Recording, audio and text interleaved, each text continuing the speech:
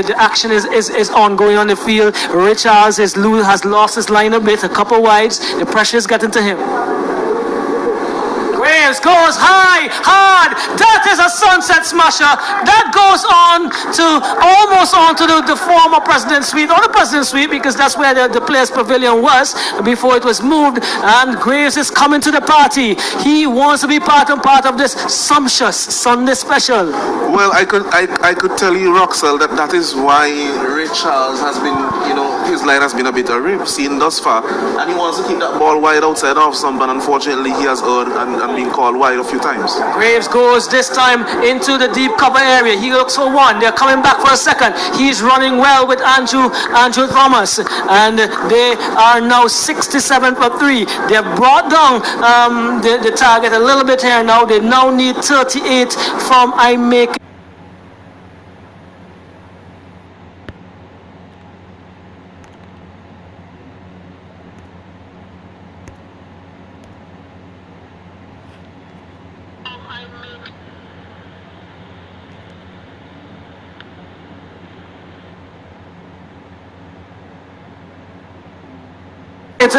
And decides not to chance it. 17.8 runs and over, and we know that this run rate can climb significantly even with one ball, and Ray has to be mindful of the fact that this run is gettable with Graves still at the crease. Thomas is bold, playing across the line. Again, he would have been advised to just rotate the strike, get a single, or just play it in an area where there's so much space. Look for a two and keep the partnership going. And he has lost his wicket. Richards picking up a valuable wicket and not conceding a run. 68 for 4. We now have 12 deliveries to go, and they require 37 to win. Well, this is a very difficult one for the Derby Explorers. Having lost Captain Lyndon James and the potential impetus he could have added to the innings at a very early stage, they are definitely struggling here. And it will take a miracle by Graves and one of these other batsmen to get them over the line at this point, with over 30 runs required off the last 2 overs. Yes, so what I was thinking is that we need to have both batsmen at this point really going, because what is going to happen is that Darren is going to get tired, and the other batsman, while we would think about rotating the strike, this rotation of strike needs to come at an earlier stage in the game. Darren would be really looking to take most of the strike. However, Keswick is back on. He has been a little sloppy in the field. However, I know that he can lift his game, and this over is definitely going to be the over to see how Keswick is going to bowl this over and see what Darren Graves has to say about the penultimate over in this game. Well, I think it's a very good move by Keswick, because he can make it more difficult for the Derby Explorers. He doesn't want to put a lesser ball in terms of experience and probably speed and variation for the 9th over, and allow them to get away and make it easy for them in the last over. So Keswick Williams taking some time, setting his field, making sure everyone is in the right position. Graves is there, and once Graves is there, I think there's always a possibility.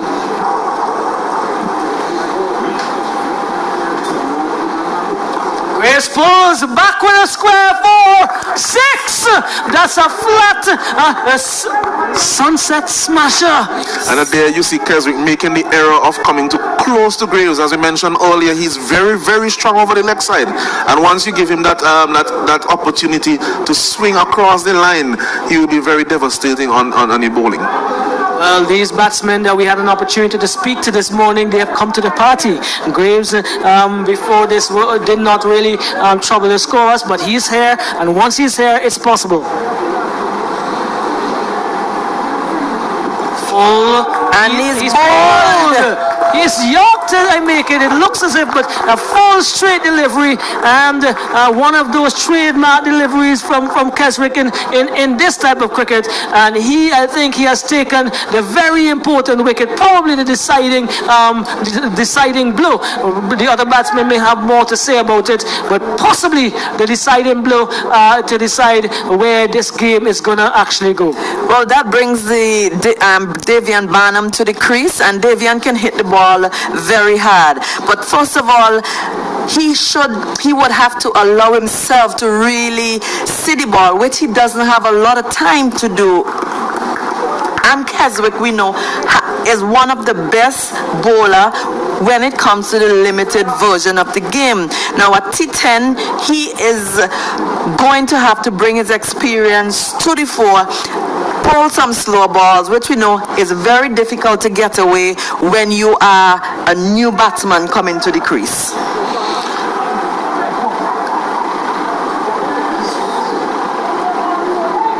Yes, and we saw that from Keswick there that having gone short, it might have been just took a trick there. Having gone short, he went for the Yorker on the following deliveries to Graves. And here he is to the new batsman. Barnum takes it off his hip area, and he gets a single. It's Barnum, and is that O.J. Matthews? Yes, O.J. Matthews making his debut. I believe he's about 17 years old. Another one of those youngsters with some really, really good talent, and he can only learn from these experiences. Young as he is, he has the experience because he has played in the under 15, he has played in school competition, he is actually a Windward Island under 19 player, so he has some experience, maybe not at this level, but we will see how it pans out. Tony, they're playing sensibly to his ability, gets one, they're looking for a second. The keeper in Romel Currency gets there very quickly, and that is 1 to Matthews. They move on to 76 for 5, 76 for 5. They require 29 from make it 8 deliveries. With a run rate of 21.75. That is gettable. We don't need to look and worry about that. But what we will be interested in is to know whether these two batsmen are aware of the target and realize that singles will not do it. They would have to go all out here.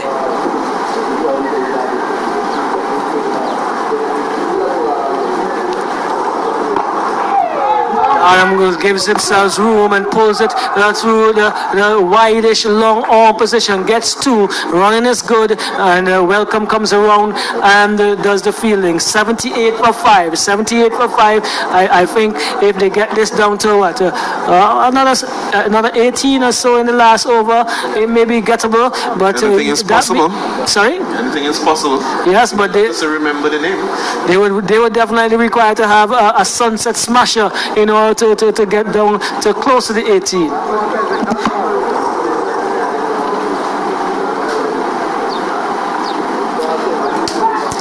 Yeah, what needs to also happen here with the batsmen is that I have been saying this, the boundaries are only 65 meters long, and it would do them much good if they were to maintain their shape and go straight down the ground. There is a wide long on and a wide long off. They can split those two fielders and get a Connery, it is 4. Connery, straight drive.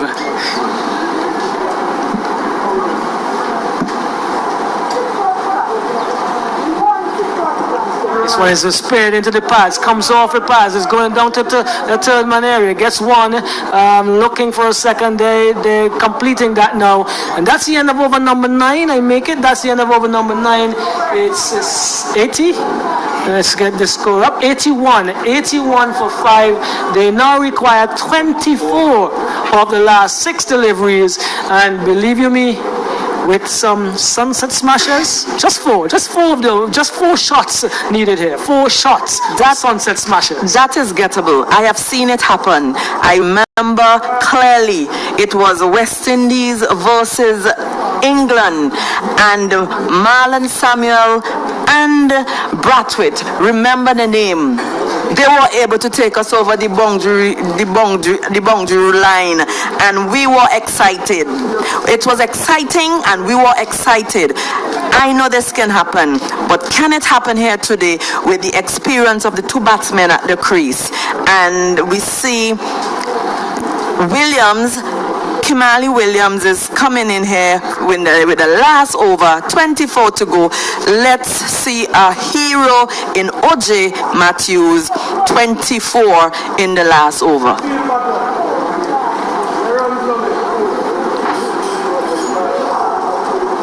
Matthews advances and plays it to a wide-ish middle position, gets one. That's all they're going to get. And a good pick-up and release there by, it looks like Kevin Abraham down in that area. And they now need 23 from 5. It's Keswick, I make it. 23 from 5, 6 5s. This one's hitting her uppishly into the cover area. Hiram Shallow is trying to go around and do the fielding. I think he's going to do himself much more damage with those efforts. But 2 conceded.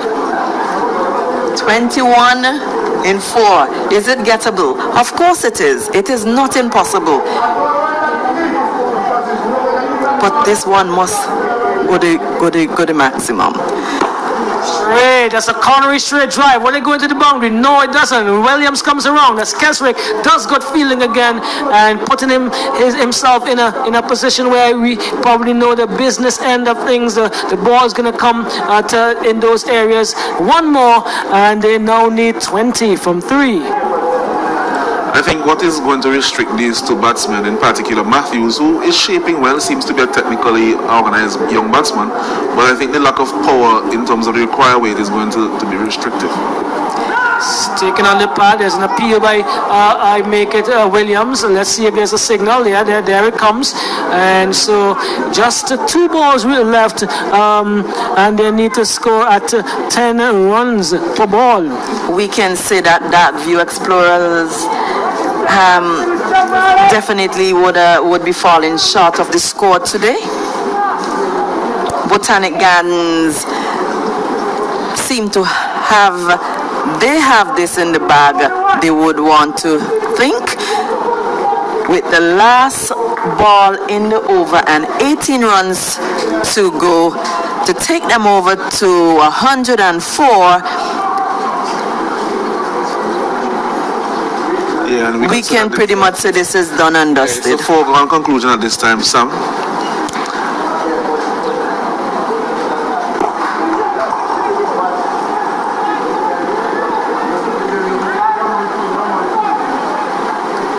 And this is the end of the game. The end of the game, Sam. And Darkview Explorers have been are victorious in this, the first fixture of today's VPL, our flavor, our vibe.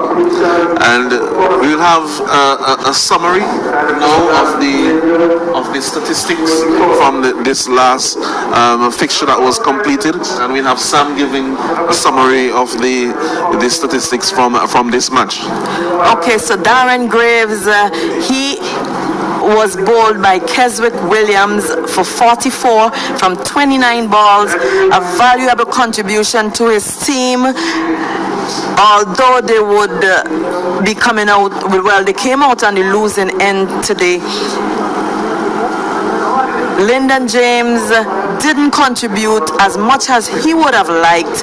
He went for 7, Joseph for 7, Shaman Hooper for 6, and really we had the pick of the bowlers in Keswick Williams. Although the runs he has came off his over was 20, he took 2 wickets, but the crucial wicket fell by Keswick Williams, who would have gotten Lyndon James, caught by Shallow. He led his team well, Keswick, and they are now 2 points up on their opponents today.